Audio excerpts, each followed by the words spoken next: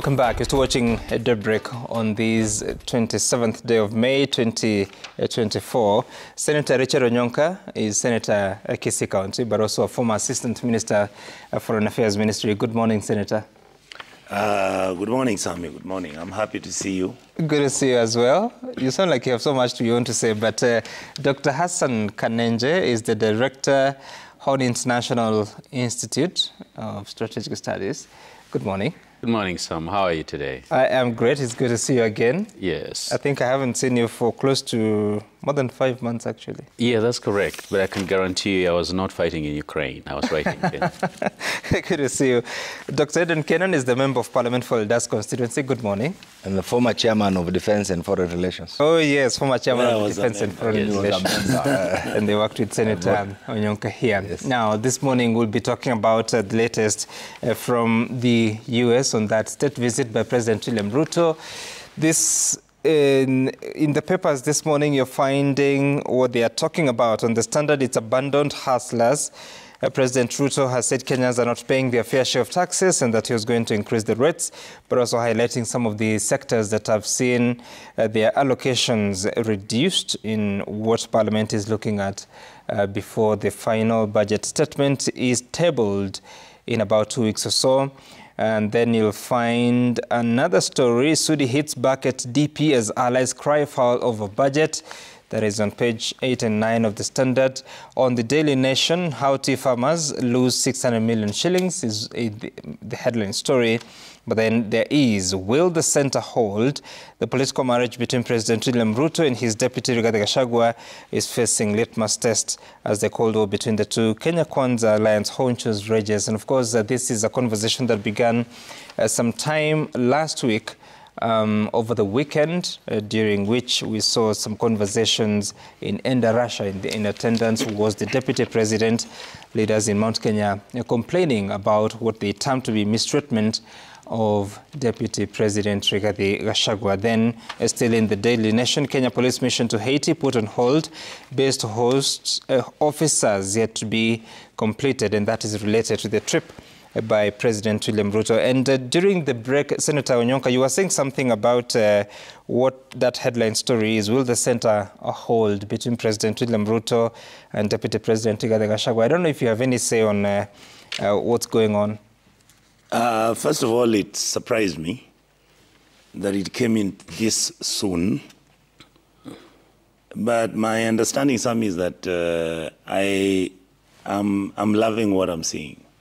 Why do you love that? Because I am living my history in the game. In other words, I'm actually now an elected official who is in the National Assembly, waking up one morning and saying, oh my God, it's not happening the way I saw it happen 20 years ago.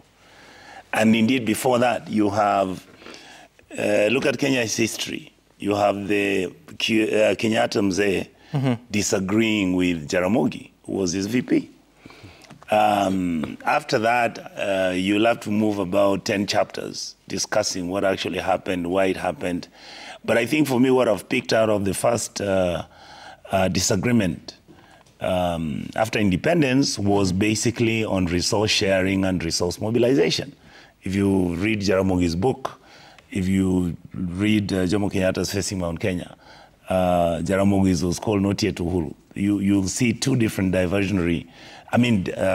two different thoughts. Jaramogi was more socialistic, Kenyatta was more capitalistic, and the policies they wanted created that. Then you come, after that, Moi takes over. Of course, Kibaki resigned from his government after he was demoted, and finally Kibaki left government. Saitoti comes up. If you look at Saitoti and look at what happened between Moi, Saitoti, Kibaki, Saitoti, you realize it's all about betrayal, all right? And then you move from Kibaki, then coalition government, which is Raila comes in, negotiates with Kibaki, trying to come up with a coalition government that would function. Raila screamed fire, everything was going crazy. He had been betrayed, according to him. There was some quid pro quos. I believe there are issues about sharing this wonderful cake called Kenya. Then Uhuru comes in. Who's the first one to go blazing guns? William Ruto. When Ruto is what? Vice President. Vice President of Uhuru. Uhuru starts screaming, oh my God, look at this guy. He's campaigning too early. Oh, what's wrong with him? No. Ruto then creates the hustler narrative. He says he's been betrayed. And then Mount Kenya is actually put in a position where they have to make a decision. Do they go against Uhuru and support Ruto because of the interest which they have in the diaspora? That is the Great Rift, the Rift Valley. You're talking about Nakuru counties. You're talking about Nyahururu, Nyandarua, all these areas where the Kikuyu community basically went and settled. Mm-hmm. Then what happens? Ruto is president. Hey, boss, here is Gachagua. Hey, Gachagua goes, oh my God, I've never enjoyed myself in bitterness. Seeing Gachagua saying, this is a government where we are going to have shareholders. Shareholders are going to be the ones now to sort out this thing. And you see, Sammy, what is shareholding all about? Shareholding of the resources of my poor country called Kenya. Now, where are we? The same Gachagua is now talking about, no. I don't want you guys to come and interfere with my area, which is in Central. Business we are conducting in Central is all about us in Central. Now you see Ruto's people are telling Gachagua, what's wrong with you? Why are you talking with your tribe now that you're in trouble? What are they disagreeing about? Resources and that resource mobilization. In fact, the information some have frequently heard is that last year, Gachagua was moving all over the place. His boys were running over doing the deals. They were making the money. All of a sudden, the taps went. Now he's up in arms. He doesn't know what to do. He's going crazy. Now he's talking about, Sorry, when you said resource mobilization, I thought you were talking about raising revenue for the government. Who cares about raising revenue, Sami? Who does? How many times do you hear people screaming how projects which Uhuru started in central province, are no longer, central area, or the mountain, are no longer being done? Why are we talking about 1 man, 1 shilling? Why are we making that noise? How can you make noise? The other day, they were against BBI. Now, he's talking about 1 man, 1 shilling for the simple reason that that is the item that he can use to mobilize his community who voted for him. Why didn't he talk about 1 man, 1 shilling when he was in Eldoret yesterday? So where is money going? We can do that another time. It's a long story. For context, let's listen to what the Deputy President said over the weekend. I think he was in Ekese's constituency. Watch. So the problem, Senator Mandago, is a few leaders from this region who have proximity to the president. Ndio wanakoroga siasa huko kwetu. Kudanganya watu watuanze kupanga mambo ya 2032. That is the problem there. Usiogope kupigiwa kelele. Kama utapigiwa kelele, ujue kiti yako ni bure. Lakini kama kiti yako ni tamu, lazima watu wakuwe wanang'ang'ania, wanataka hiyo utamu yenye wewe unasikia kukalia hiyo kiti. Unajua watu wengine wakiona mtu anaitwa tu Your Excellency, anataka hata kuitwa tu Excellency itoshi. Wewe usiogope, focus. Msijaribu kutupangia siasa ya Mlima Kenya na kutupangia uongozi wa Mlima Kenya. Nyinyi mupange siasa yenu na uongozi wenu. Siku Rais William Ruto atastaafu after 10 years. Sisi hatutaingilia vile mnataka kupanga. Nyinyi mtapanga wenyewe. Siasa huko kwetu wa mwezani nayo ni ngumu sana.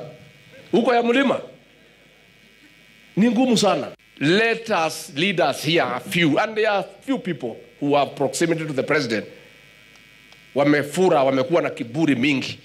Wanafikiria ati sasa wamefika, wanaweza kuja mlima ati wapange viongozi ya mlima. Sisi hatuwezi panga viongozi ya bonde la ufa, lazima tuheshimu nyinyi. Sasa wanakati wanakuja pale, wanashida wakiita huku, acha tukutembeze. Ati sisi tutakutafutia kula ya college, kwani hii kula ya college iko kwa soko? Let us be careful. Hii serikali tulipata na shida, na majonzi, na tabu. If nothing else, for the support we give President William Ruto, mtupatie heshima kidogo. Hey. Dr. Kanenje, what's going on? Sam, so first of all, you decided to put me between very experienced and eloquent politicians, and I'm not a politician, but it is a pleasure to be here. And it's very interesting, and I'm sure Senator Onyonka is really enjoying the show. Well, yes. I'm loving it. I'm loving it. He's absolutely enjoying the show right now. Yes, I think we've always had a tension, in this country between parochialism and national agenda. And what we are seeing is sometimes we're tempted to sell parochialism as a national agenda, and soon we go back to factory settings and we realize just how short-sighted we actually are. Today we are here to discuss the president's visit and what that means to Kenya. But at the same time, back home, we're really discussing village politics. And this is not exactly helpful, but unfortunately, it's been very characteristic of Kenyan politics for much of our independent period. Now, if I were to comment, of course, on what is happening, I would say there is, of course, internal civil war that is going on, in the mountain. And I do agree. This is something that is expected because politicians have ambitions, and you cannot, tell them not to aspire to, towards something. But I think it also speaks to perhaps a perceived lack of leadership, maybe, in Mount Kenya region, with regard to someone who is identified as the main leader, for the region, and it's created some kind of, I think, a vacuum that is allowing, of course, people to jostle for that. And I think what would be important for those who are seeking to get the following is how can you unite people around you based on an agenda, but agenda that's not only regional, but also agenda that's national. Because the challenge sometimes of us focusing on parochial politics very much is we run the risk of actually inflaming tensions within the country. And the reason we inflame tensions within the country is because there could be a sense of, or perceived sense of entitlement. And if we were to be honest, this country generally, it has more than 40 ethnic groups. But fundamentally, only 2 communities have actually been able to have presidency of this country. And so when we become very parochial, and especially if that parochialism is actually coming from either of these communities, I think there may be an easy perception and feeling from Kenyans, for instance, who've not actually even had a chance to be there. And that may not exactly bode very well for us. What's going to be critical for us, I think, as a country, and especially those in leadership, they're already elected, they're already in power, is to see how can we be able to deliver the national agenda that we all care about. Because Kenyans are suffering right now, and it's unfortunate that all we're obsessing over are actually parochial politics and village politics. And Dr. Kenan, I mean, what does this say about our leadership? Because it's not even 2 years since the last election. It will be in August, but also if you're talking about since ascending to power, it to be in September. What's going on so much so that a deputy president would speak the way he is? And a week ago, we saw a lot of leaders in Nyeri speaking against unnamed faces within the Ruto circle. One needs to appreciate the history of this country. Basically, Kenya is a collection of many nation states, whether by design or by accident, or even by fate. That has to be appreciated by every rightful thinking Kenya. We have over 43 tribes who have every right. If you look at the map of Kenya, from Superland to Border Point 1 in Madera, to North Horr, to Rift Valley, that is the face of Kenya. But again, by the grace of God, 2 communities have dominated the leadership, the top leadership of this country actually since independence. That has brought in a bit of tribal entitlement and personal, individuals go out to create both an individual niche and a community niche over the other communities. But one thing is, again, we need to look at, since the advent of multipartyism in 1991, there are no 2 general elections with similar denominators or characteristics. The dynamics have been shifted, has been changing. So what happened in 1992, and this is what I always say, is completely different from what happened in 1997. Look at the elections. What happened in 1997 is completely different from what happened in 2002, 2007, 2013, 2022, and certainly 2027 will be completely different from 2022. So looking at this holistically, we have seen the emergence of 3 groups of politicians. A group that I call test tube politicians, who have no base, who had no qualification, just used the political emotions at the time to catapult to political positions. These groups will continue to be confused, will continue to look for a political radar to cling on. And that comes with every general election, especially in areas where parties enjoy some sort of existence. If you look at central Kenya, if you look at Rift Valley, if you look at Nyanza, maybe southern Nyanza and central Nyanza, these are regions that parties are identified with particular individuals, and those particular individuals create their own political supporters.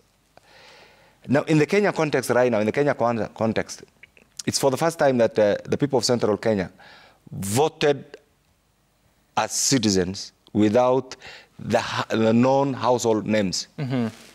The Urus, the other groups were not key in the election of President William Ruto.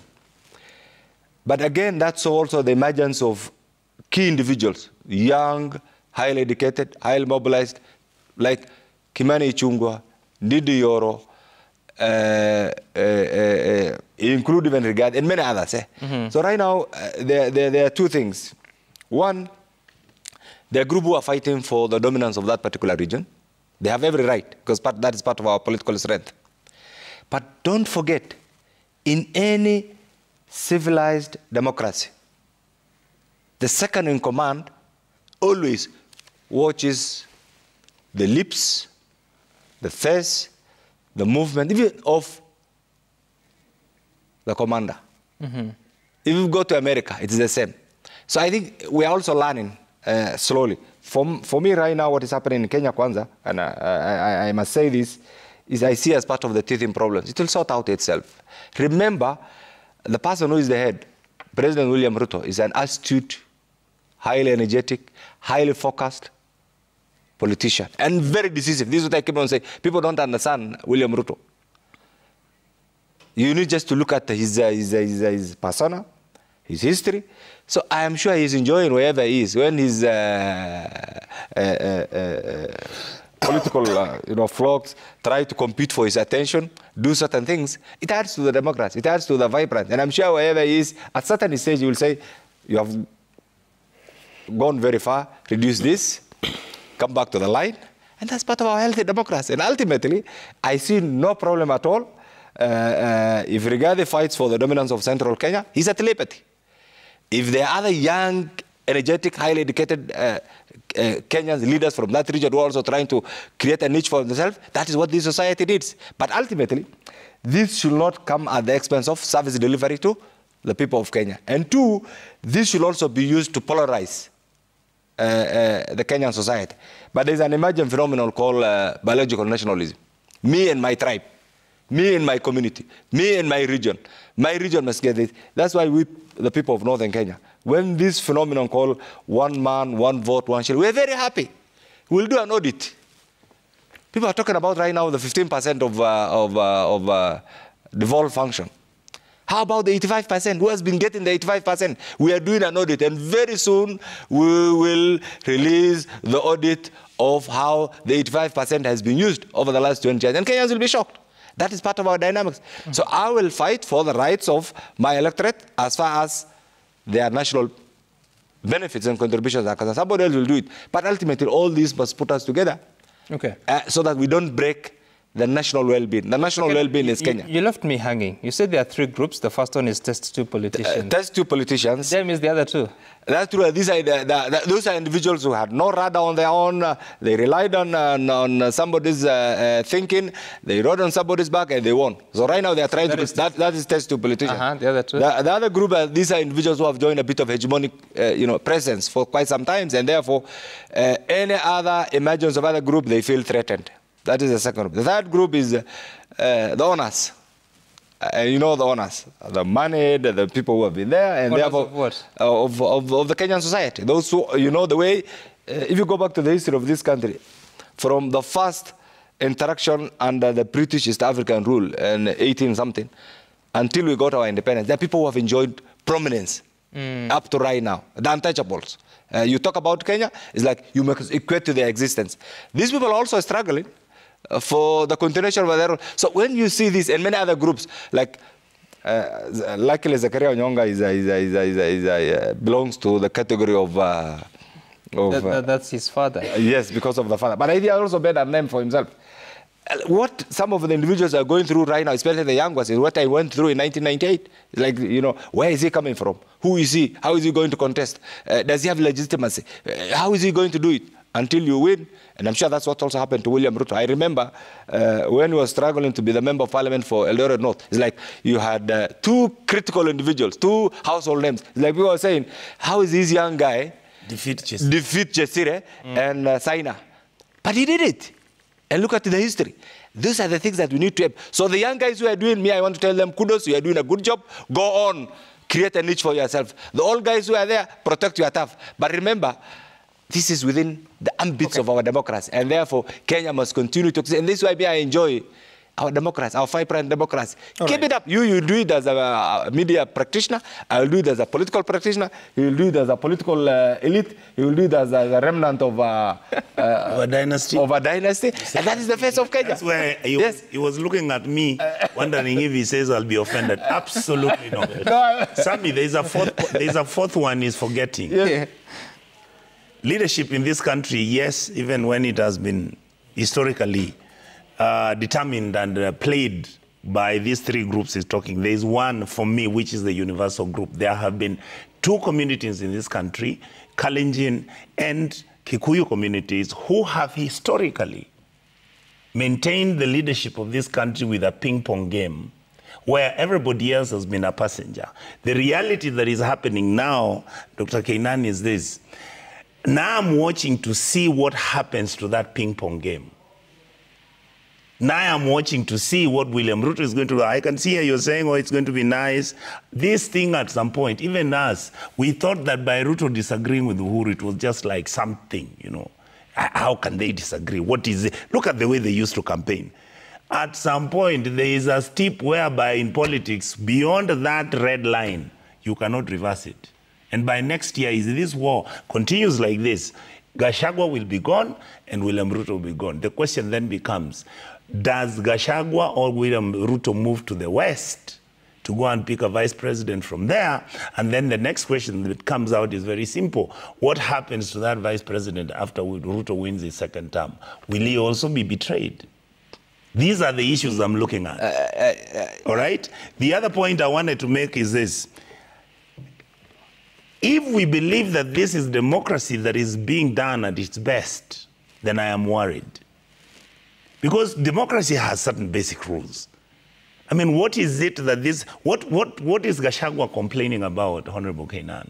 He's talking about the Kikuyu community has its region and you cannot come and interfere with that region. And as far as is concerned, leave us alone. What is he saying?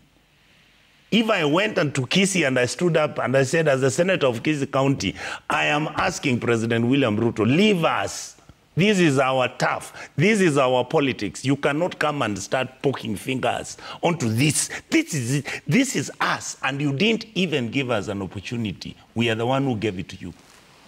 And you better respect us, otherwise you'll see. What is this deputy president saying? And then you find that, Dr. Kainan, is that normal? It is not. So we are in a mess. That's your reading of what... And my reading, Sammy, is unless we change the software of our political engagement, these things, that's why they have been historical. Look at all the presidents in the vice presidency.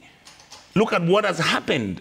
Why is it that we are not discussing what is it that happens that every time an election takes place, 2 years down the line, the vice president and the president start fighting? Dr. Kanenja, maybe you can help us just understand the implication, because yes, in 2016 or thereabout, there were issues within the Uhuruto camp, but they stuck together for the sake of the 2017 election. But for sure, of the 2018 handshake between President Kenyatta and Raila Odinga, a lot of things changed. What is that we might be missing? Because a country needs stability. Even as people exercise democracy, a country needs stability if progress is to be made in different sectors, especially the economy and other social sectors. What must we be aware of moving into the next few years? I think from an institutional perspective, we need to establish vehicles for political success that are based on principled agenda, so that there is a principled alliance. A lot of times I think our political parties and the kind of alliances we've formed has not exactly been informed by that. You can still have a personal political interest, but at the same time be able to moderate it with the larger collective interest, or within your party or manifesto, or within the party structures. Now, that is not something exactly that has been happening. And the reason why, if recent history is anything to go by, I think many of us, of course, remember in 2003, when the rain started beating the then National Rainbow Coalition. And because of what was said to, lack of honoring of the Memorandum of Understanding. And because this is the way, the manner in which our political associations have actually been established, as mere vehicles to cross over, to the next stage. Once we cross over, we realize we have very, very little in terms, in common with each other. We realize that we're actually pursuing, and we're interested in pursuing, different things. And so many a time you're going to find it's not just, and I think, Senator here and Dr. Kainan here might agree with me on this. This kind of fissures are not just happening at a national level, at a county level. Many governors, can hardly work with the deputy, governors. It's been a problem that is going on, and so we will need, I think, going forward, for us as we establish these vehicles of these partnerships, perhaps to put in place something that is going to guarantee certain aspects, but also impose certain obligations and responsibilities. You see, when a country, or even within a county level, when there are divisions within it, it's likely to affect service delivery, both at a local level as well as a national level. But neither does it send a very good message internationally for us as a stable and reliable country. And we just came from Washington, which something that had solidified Kenya as a bellwether state for democracy, regional stability, and economic, prosperity. But when people read about what is happening internally here, there's a way in which that actually affects the confidence that the world has in us. And I think going forward, we need to have an reflection on how best can we be able to go forward, but also reduce the noise. And political zoning should be a thing of the past, because political zoning is actually what created a conflict in this country, and what also fuels the kind of ethnic jingoism that we see, happen. Right. Bobo Wino on X is saying that there is no Ruto-Gachagua woes, but it's a diversion.